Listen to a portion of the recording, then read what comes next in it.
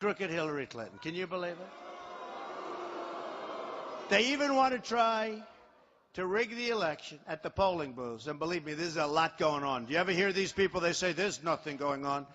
People that have died 10 years ago are still voting. Illegal immigrants are voting. I mean, where are the street smarts of some of these politicians? They don't have any, is right.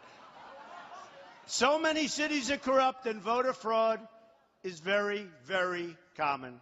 The following information comes straight from Pew Research. Quote, approximately 24 million people, 1 of every 8 voter registrations in the United States are no longer valid or significantly inaccurate. 1 in 8. More than 1.8 million deceased individuals right now are listed as voters. Oh, that's wonderful. Well, if they're going to vote for me, we'll think about it, right? But I have a feeling they're not going to vote for me.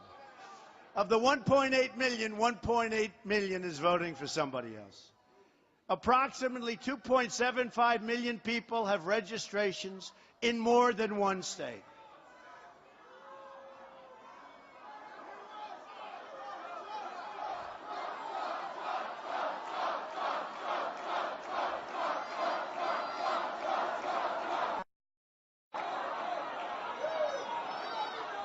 Do we love our police? Do we love our police? Law enforcement. Law enforcement. Thank you. Thank you. Thank you. You can see they're getting angrier and angrier with everyone. No, because there's such a disturbance, you people.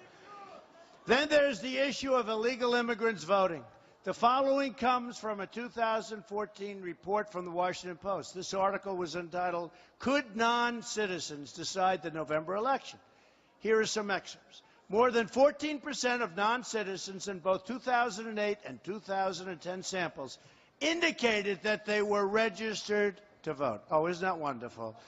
Because non-citizens tend to favor Democrats, to put it mildly, Obama won more than 80% of the votes of non-citizens in the 2008 sample. You don't read about this, right?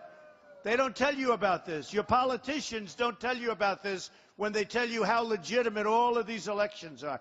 They don't want to tell you about this. We find that this participation was large enough to plausibly account for Democratic victories in various close elections. Okay? All right? Non-citizen votes could have given Senate Democrats the pivotal 60th vote needed to overcome filibusters in order to pass health care reform and many other reforms and other Obama administration priorities.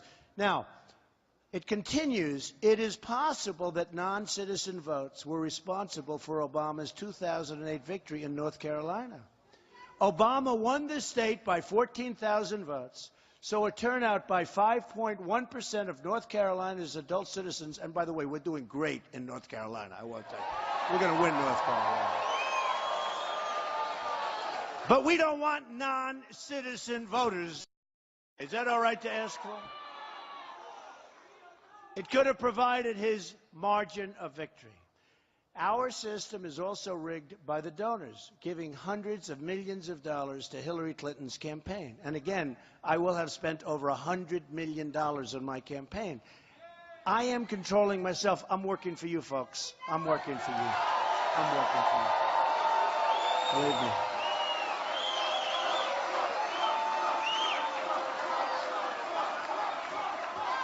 And they're all telling me what a great job and what a big movement. There's never been anything like this in this country, and they all admit it. Even the enemies back there admit it.